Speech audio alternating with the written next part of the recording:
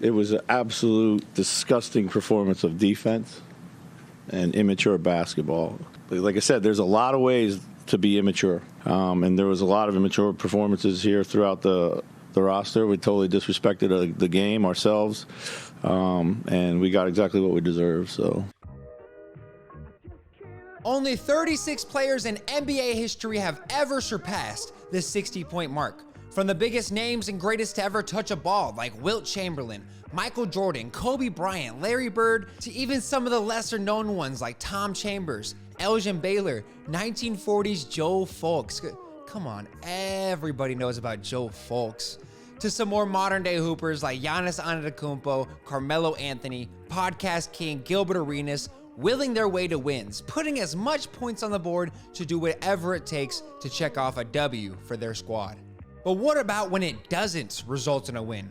That happens about 25% of the time, believe it or not, in these 60-point performances. And Karl Anthony Towns was added onto this very unfortunate list with the recent loss against the Hornets? Yeah, it wasn't pretty. It resulted in him getting benched after having 60 points with 11 minutes left in the game, going 1 for 8 from the field, committing an offensive foul to put a nice little bow on it. Damn. But this made me think, what other 60-plus point game performances tragically ended in losses? Let's go down the list and see who has the most painful losses in terms of getting buckets without the W. Starting off with the GOAT, and the record for most points scored in a playoff game to this day was when Michael Jordan got off 63 points against arguably one of the best teams of all time, the 1986 Boston Celtics. A team who went 40-1 at home, had a top 10 all-time talent in Larry Bird, 5 additional Hall of Famers in Robert Parrish, Kevin McHale, Bill Walton, Dennis Johnson, and Coach Casey Jones, all almost dropped a game to the absolute heroics of the 8th-seeded Chicago Bulls frontrunner, Michael Jordan. Going into double overtime against an absurdly talented squad during his sophomore year in the league, Jordan was lighting it up efficiently, with 22 out of 41 shots made, hitting jumper after jumper after jumper, flying into guys to create fouls for himself, getting fouled with no time left in the fourth quarter to go ahead and tie it up, then hit another clutch jumper to tie up the game in overtime, and did his absolute damnedest to squeak out a win against the Celtics, but couldn't pull through at the end of the day.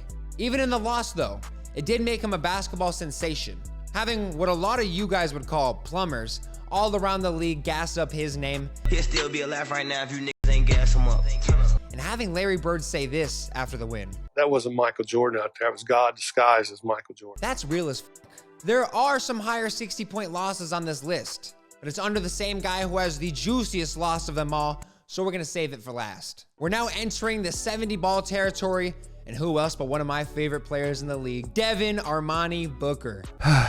And of course, I record this before Devin Booker has another fucking 60-point loss. Now, this is definitely the most controversial 70-ball in NBA history, and as a guy who values winning, I traditionally wouldn't be a fan of how it was gotten to. But holy shit, let us Suns fans have something. We were fucking 24-58 for the season. We had Dragon Bender getting minutes for Christ's sake. But on this random ass game in March, coming to the close of the regular season, the Celtics started busting my Phoenix Suns ass out the gate, going up 22-3 with 5 minutes left in the first quarter.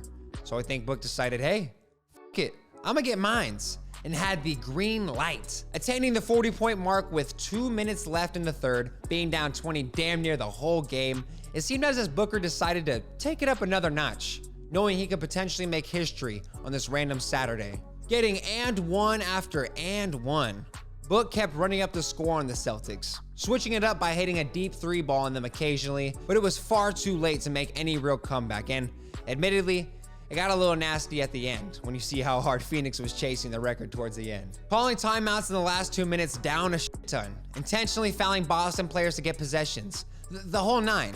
But it still ended up with the fans at the Garden cheering on Booker to go ahead and make history, having the highest scoring game since Kobe's 81 in 2006 at only 20 years old, being the youngest to drop 70 and 60 points in a singular game. Now, the second worst 60-plus point loss in NBA history goes to the great David Thompson, who has the 4th highest scoring game of all time.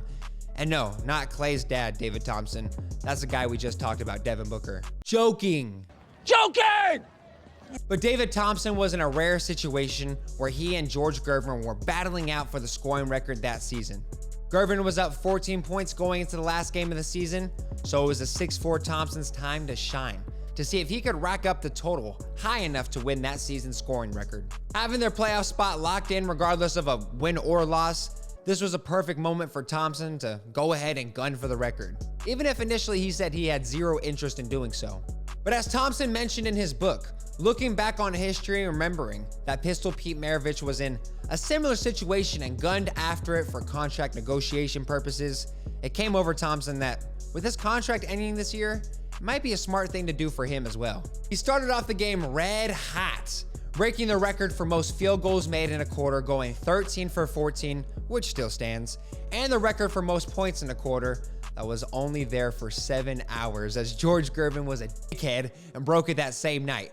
But he continued to hoop his ass off, finishing the half with 55 points. The Pistons were not playing that shit and decided to start double, triple, and even quadruple teaming the man. He was still able to get to the line and pour in 18 more points by the end of regulation, but it once again resulted in a 2-point loss that didn't mean much. Oh yeah, and to shit on his parade even further, George Gervin had dumped off 63 points, just spoiling it all for Thompson, leaving his 73-point stint to be all in vain.